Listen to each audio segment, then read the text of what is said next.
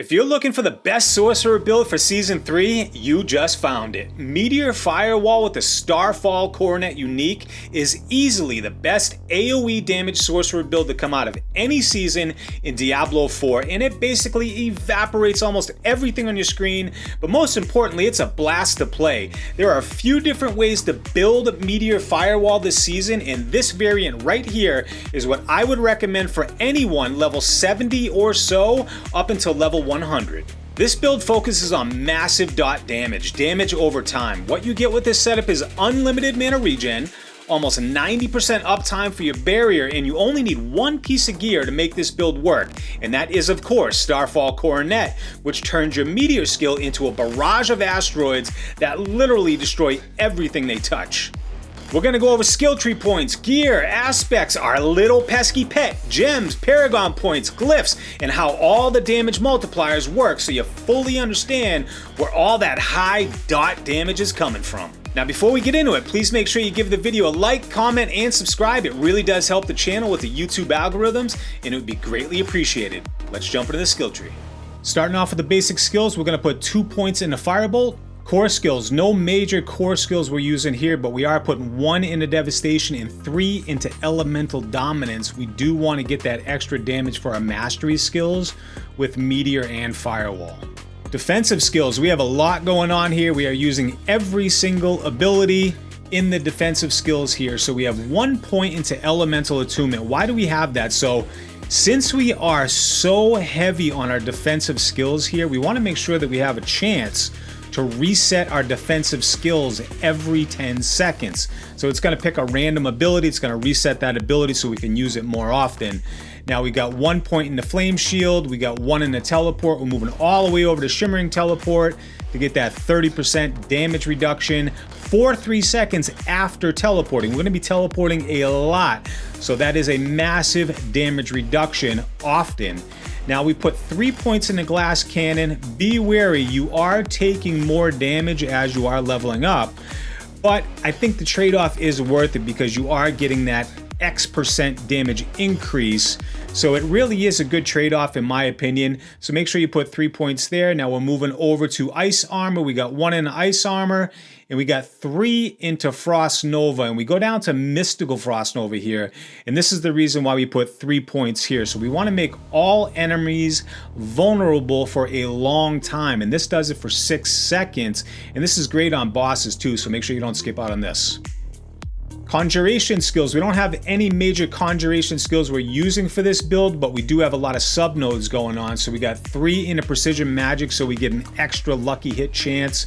We got 3 into the Align the Elements, 3 into Mana Shield, and 3 into Protection. These 2 are really good to help you more tanky as you are leveling up. Mastery skills, this is all of our damage. So what you want to do here is you want to make sure you put 5 into Meteor, 5 into Firewall. Now you see I have a 16 and a 12 here. All of that is coming from our gear. As you're leveling up, you'll be seeing new gear come up, and you're gonna look for those extra ranks of Firewall and Meteor. If you can get them, put that gear on if it does benefit you, if it's a higher ranked item than what you are currently wearing. If not, then it's not worth it yet. But this is actually nice to have as you are leveling. The higher the rank, typically the more damage you are putting out with Meteor or Firewall. So make sure you get 5 into each of those.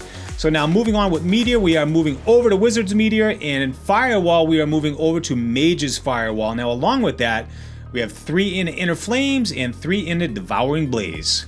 Ultimate skills, no major ultimate skills we are using, but we do have some into Fiery Surge. We got 3 into Endless Pyre, and we got 3 into Warmth. Our key passive is Combustion, and again, this is a high dot damage build, so damage over time. So when those flames are ticking on the enemy, we want those ticking as high and fast as possible, and that's exactly what Combustion does. Quick look at the skill bar and the enchantments. So we have Ice Armor, Flame Shield, Teleport, Frost Nova, Firewall, and of course Meteor. Now for our enchantments, we have Firewall and Meteor enchantment. quick look at the gear. So we have Starfall Coronet. This is the one mandatory piece of gear you must have for this build. This turns your simple Meteor into a shower of asteroids, just blowing up everything on your screen at all times, burning them continuously. It's absolutely insane. The best AoE build out there so far for Sorceress in Diablo 4 through all 3 seasons, without doubt, no question about it. So we're gonna move on to the chest piece. I use Raiment of the Infinite. Now, it happened to drop for me. It's a really low rank. I like it. You teleport into the enemies, they close in on you, you stun them, you blow them up. If you don't have it, it's not necessary. It's fun, but it's definitely not necessary. Taking a look at our gauntlets, so you want the aspect shattered stars. So what this is actually doing is it's adding more meteorites, so little small meteors around your big meteors. So just adding more chaos on your screen, blowing up everything, setting them on fire, lighting them up, and just melting them away almost instantaneously.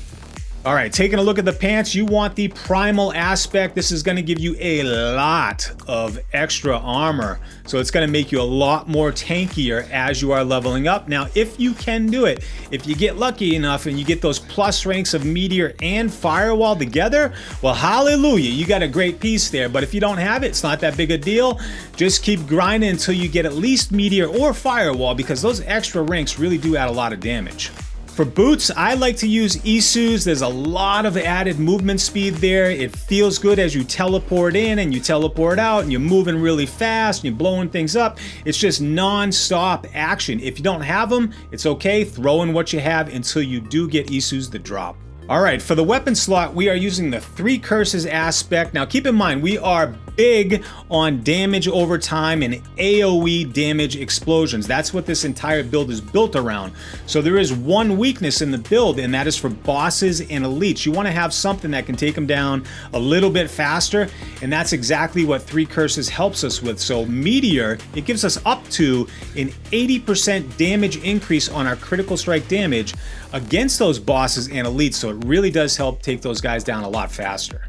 Taking a look at the amulet, this is really important. The aspect that we have on our amulet is mandatory for this type of build. This is engulfing flames. So while enemies are affected by more damage over time than their normal life, you are going to deal up to 150% increased burning damage to them. So that's why you're seeing these burning damage ticks go way above 1 million per tick. That's because we have it in the amulet slot and it's getting a 50% bonus to that aspect. Taking a look at the first ring slot, so if you have X-Falls, if it happens to drop for you as you're leveling up, definitely use it. That's best in slot for this build. If you don't, you can go with a normal ring like me. I'm using critical strike damage, damage to close enemies, damage to burning enemies, and along with the aspect of giving us more damage to vulnerable enemies while we have a barrier. So all enemies are always going to be vulnerable, and we are almost always going to have a barrier up 100% of the time. So that is a massive damage increase. For the second ring slot, we are definitely using Tal Rasha's. This is an awesome ring. It amplifies our damage through the roof. So we are using multiple different types of elemental damage, and this ring is absolutely perfect.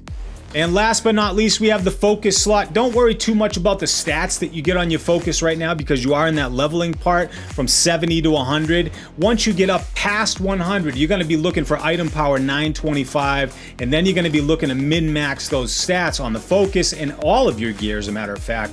But the aspect that you want here for now is you want to deal up to 35% to frozen enemies. And how do we freeze enemies? We frost nova the hell out of them, and we use it often, so they're always vulnerable. We're doing X% more damage. It's absolutely perfect for the build.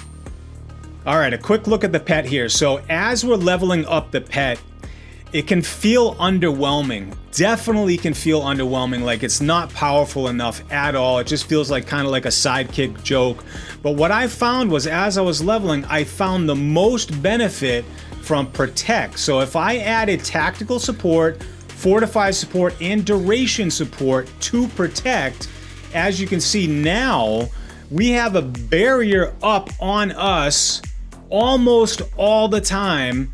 and that's 50% of our life. That's really beneficial as you are leveling and basically in endgame too. So I found the most benefit out of any governing stone so far to be protect. And for the second governing stone is focus fire. It's not necessarily for the damage, but it's really for using it with breaking support. So damage from this supported skill instantly destroys enemy barriers, like immediately.